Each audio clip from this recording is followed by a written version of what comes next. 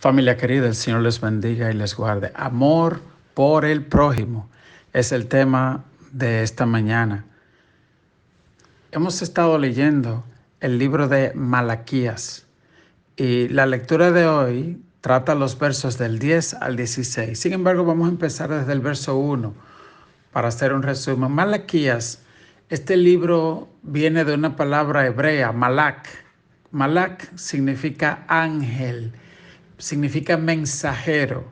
Esa palabra en griego se dice ángelos y de ahí viene para nosotros la palabra ángel. Así que cuando leemos el libro de Malaquías significa mensajero de Dios. ¿Cuál es el mensaje que trajo este hombre para Israel? Les recordamos que habíamos estado leyendo el libro de Esdras. El libro de Esdras trata de cuando el pueblo de Israel regresó luego de la cautividad de los 70 años en Babilonia. Un primer grupo había edificado el templo, luego Esdras llega y reedifica el templo espiritual. Es decir, trajo a cuenta al pueblo. Y cuando uno lee el libro de Esdras, piensa como que se arrepintieron y como que todo empezó a estar bien. Sin embargo, cuando uno lee el libro de Malaquías, ve que poco después muchos de ellos volvieron a pecar. Recuerde que en Esdras los primeros que se habían desviado eran los sacerdotes. Y cuando usted lee Malaquías capítulo 1, Dios le reclama al pueblo. Es como si Dios convocara a la nación de Israel a un juicio legal y le dice: ustedes me han abandonado. Es decir, Dios se refiere al pueblo de Israel como quien tiene una relación de pacto y ellos han quebrantado ese pacto con Dios. Dice, por ejemplo, en el verso 1 del capítulo 1 de Malaquía: yo os he amado, dice Jehová, y dijiste, ¿en qué nos amaste? Y luego le explica a Dios: ¿no eres Esaú hermano de Jacob? Dice Jehová, y amé a Jacob y a Esaú aborrecí. Esta palabra que habla de aborrecer no se refiere como a odio. El original de esa palabra se refiere a cuando alguien rechaza, abandona un pacto y se produce un repudio al quebrantar ese pacto. Eso fue lo que hizo Esaú. Luego el verso 6 del capítulo 1 dice: el hijo honra al padre y el siervo a su señor. Si pues yo soy padre, ¿dónde está mi honra? Y si soy señor, ¿dónde está mi temor? Es decir, Dios dice: ustedes han trivializado, cualquierizado la honra a Dios. Y dice el verso 6, continuando: dice Jehová de los ejércitos, a vosotros sacerdotes que menospreciáis mi nombre, y decís, ¿en qué hemos menospreciado tu nombre? En que ofrecéis sobre mi altar pan inmundo. Y dijiste, ¿y en qué hemos deshonrado? En que pensáis que la mesa de Jehová es despreciable. Y cuando ofrecéis el animal ciego para el sacrificio, no es malo.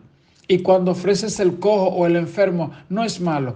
Preséntalo a tu príncipe. ¿Acaso se agradará de ti o le serás acepto? Dice Jehová de los ejércitos.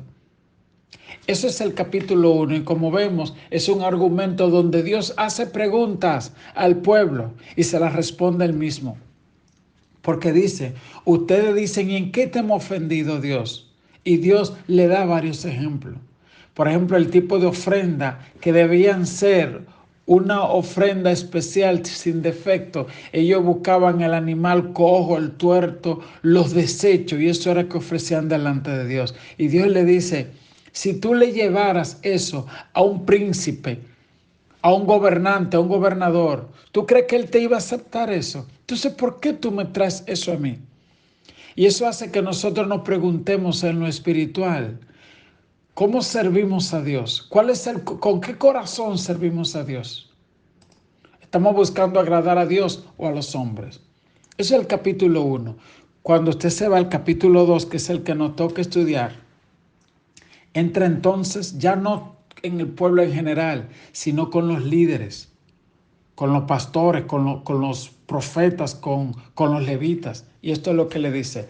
Ahora pues, un sacerdote, para vosotros es este mandamiento. Y usted dirá, bueno, eso es solo para el pastor, porque ahí dice sacerdote. Sí, lo que pasa es que primera de Pedro dice también, mas vosotros sois linaje escogido, real sacerdocio, nación santa, un pueblo adquirido por Dios. Es decir, por medio de Jesucristo, el sacerdocio pasa a cada uno de nosotros, porque ahora el sumo sacerdote es Jesús.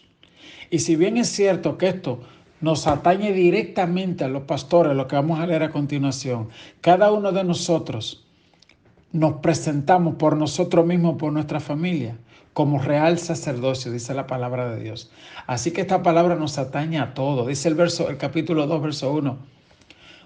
Ahora pues, oh sacerdotes, para vosotros es este mandamiento. Si no oyereis y si no decidís de corazón dar gloria a mi nombre, ha dicho Jehová de los ejércitos, enviaré maldición sobre vosotros y maldeciré vuestras bendiciones, y aún las he maldecido, porque no os habéis decidido de corazón. Fíjese, Dios le dice, mira, cuando ustedes bendigan, yo voy a maldecir. Y dice el verso 3, yo os dañaré la sementera, es decir, la siembra, y echaré al rostro al estiércol de vuestros animales sacrificados, y seréis arrojados juntamente con él. Había una parte de los animales sacrificados que se echaba fuera, o cuando el animal era ofrenda por el pecado y se hacía maldición, ¿verdad? Había una parte que se echaba fuera. Dice, a ustedes yo lo voy a echar fuera y lo voy a hacer maldición. La Biblia dice que tenemos que tener mucho cuidado con tomar por inmunda la sangre de Cristo. Mire, yo a veces he visto que no hay cosa peor que una persona que se descarría o que anda en rebeldía. ¿Ok? Hay personas que han sido cristianos y luego que tal vez estando en la iglesia se burlaron de Dios o creían que se están burlando de Dios y de la iglesia y de la iglesia de Cristo. Después usted ve que le echan mano unos espíritus terribles. Porque la Biblia dice el que sabe hacer lo bueno y no lo hace, él es pecado. Así que este libro de Malaquías hace que nosotros nos revisemos realmente con qué corazón le estamos sirviendo a Dios. Dice el verso 5, mi pacto con él fue de vida y de paz, es decir, con Leví, con el sacerdocio. El verso 6 dice, la ley de verdad estuvo en su boca, iniquidad no fue hallada en sus labios. En paz y en justicia anduvo conmigo. Ve, dice la Biblia, iniquidad no fue hallada en sus labios, paz y justicia. Y a muchos hizo apartar de la iniquidad, porque los labios del sacerdote han de guardar la sabiduría, y de su boca el pueblo buscará la ley, porque mensajero es de Jehová de los ejércitos. Amén. Cada uno de nosotros, y sobre todo los pastores, tener mucho cuidado de que no se haya iniquidad en nuestros labios, no hacer las cosas por ganancia, no manipular, no mentir. ¿Ok? Dice la Biblia, somos mensajeros de Jehová de los ejércitos. Dice la Biblia, por tanto yo también os he hecho viles y bajos ante todo el pueblo, así como vosotros no habéis guardado mis caminos y en la ley hacéis acepción de persona. Entonces, entrando en la lectura de hoy, que es el verso 10 del capítulo 2, nos dice, entonces usted ve, la primera parte tiene que ver con la desobediencia, con trivializar el servicio a Dios, que es el primer mandamiento. Amarás al Señor tu Dios con toda tu alma, con toda tu fuerza, con toda tu mente, con todo tu corazón. Y el segundo dice, y a tu prójimo como a ti mismo. Y entonces aquí entra la parte del prójimo y dice, no tenemos todos un mismo Padre, no nos ha creado un mismo Dios. ¿Por qué pues nos portamos deslealmente el uno contra el otro, profanando el pacto de nuestros padres? ¿Te ve? Prevaricó Judá, y en Israel y en Jerusalén se ha cometido abominación, porque Judá ha profanado el santuario de Jehová, que él amó, y se casó con hija de Dios extraño. Jehová cortará de las tiendas de Jacob al hombre que hiciere esto, al que vela y al que responde, y al que ofrece ofrenda a Jehová de los ejércitos. Fíjese. Aquí habla de una doblez. Gente dice que se casa con hija de Dios extraño. Es decir, los israelitas estaban emparentando, casándose con moabitas, con cananeas. Y el problema era que entonces al casarse con esa mujer adoptaban sus religiones. Y sus hijos lo quemaban vivo al fuego o lo sacrificaban a esas deidades. Pero también iban a la iglesia y ofrecían holocausto a Dios. ¿Usted ve? Y a eso se refiere el Señor. El verso 13 dice: y esta vez os haré cubrir el altar de Jehová de lágrimas, de llanto y de clamor, así que no miraré más la ofrenda para aceptarla con gusto de vuestra mano. Esto de cubrir el altar de Jehová de lágrimas y de llanto, en el original, usted dirá, bueno, es lágrima y llanto por oración. No, se refería al tipo de oración que hacían los paganos. Usted recuerda cuando Elías, que ellos hasta se cortaban y tal cosa, de que para atraer a Dios. Pues eso es lo que está diciendo Dios. Ustedes están trayendo una adoración pagana a mi casa y eso no es aceptable. ¿Qué es adoración pagana? Cuando nuestro corazón no está bien delante de Dios. Y entonces usamos mucha palabrería y teatro para llamar la atención cuando nuestro corazón no está bien. Luego sigue diciendo el verso 14: mas diréis, ¿por qué? Porque Jehová es testiguado entre ti y la mujer de tu juventud, con la cual has sido desleal, siendo ella tu compañera y la mujer de tu pacto. No hizo el uno, habiendo en él abundancia de espíritu. ¿Y por qué uno? Porque buscaba descendencia para Dios. Guardaos pues en vuestro espíritu y no seáis desleales para con la mujer de vuestra juventud. Bueno, tanto hombres como mujeres, muchas veces cuando el éxito llega, se nos ocurre olvidar, dejar a un lado, ser infiel, abandonar, divorciar y buscar a otra compañera. Pero Dios aborrece esto. Les repito este versículo. Dice: no miraré las ofrendas para aceptarlas. Y más diréis, ¿y por qué? Porque Jehová ha testiguado entre ti y la mujer de tu juventud, con la cual has sido desleal, siendo ella tu compañera y la mujer de tu pacto. Tú tienes que ver esto desde la perspectiva de Dios. Cuando Él se indigna, dice, siendo ella tu compañera y la mujer de tu pacto. ¿Qué pasa? Que cuando te casaste, hiciste un pacto delante de Dios. No es una palabra solo a tu esposa o a tu esposo. Hay mujeres que se avergüenzan de sus esposos. Hay esposos que se avergüenzan de sus esposas. Otros cometen adulterio espiritual, que aunque no se haya llegado tal vez a consumar el acto sexual en su corazón, ha habido adulterio.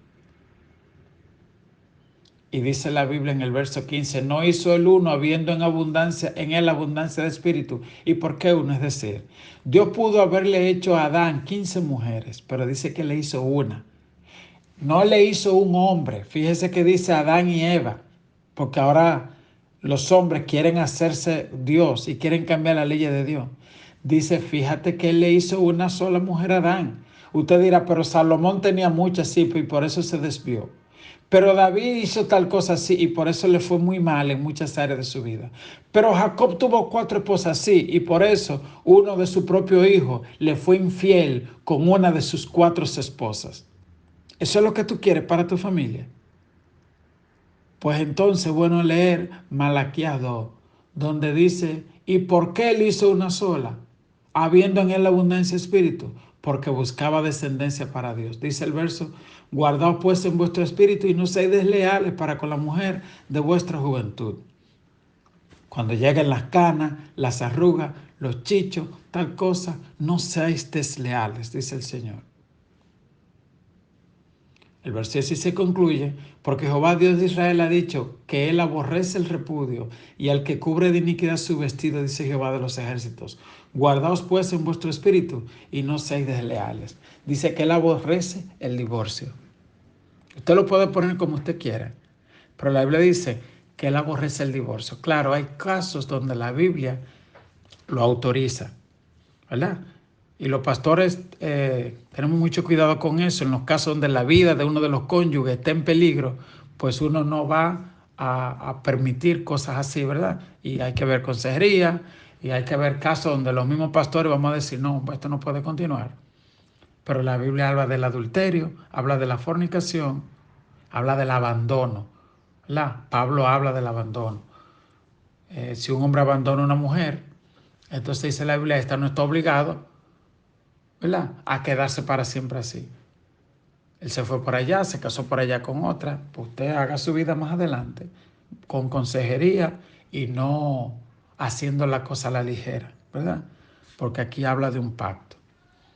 Así que el Señor les bendiga, el Señor les guarde. Claramente, la manera en que nos relacionamos con nuestros semejantes, con nuestro prójimo. ¿Y quién es mi primer prójimo? Mi esposa, mis hijos, mi casa, mi familia, los hermanos de la iglesia, mis vecinos. Y por ahí sigue creciendo. La relación que tenemos con nuestros semejantes, vemos aquí en la clase de hoy, puede afectar seriamente, puede dañar nuestra relación con Dios. Así que Dios te bendiga, que Dios te guarde.